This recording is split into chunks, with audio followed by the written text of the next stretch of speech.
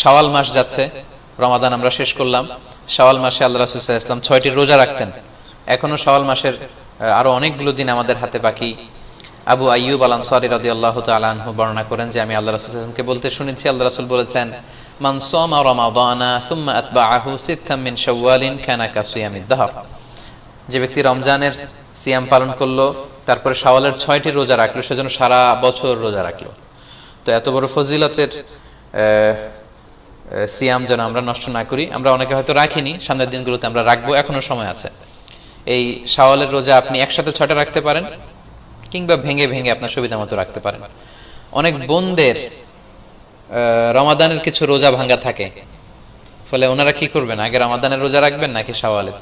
এক্ষেত্রে বিশুদ্ধ মত হচ্ছে আগে রমাদানের রোজা রাখবেন, কারণ হাদিসের এক্সপ্রেশন হচ্ছে এমন যে রমাদানের রোজা রাখলো তারপরে শাওয়ালের 6 রোজা, সেজন্য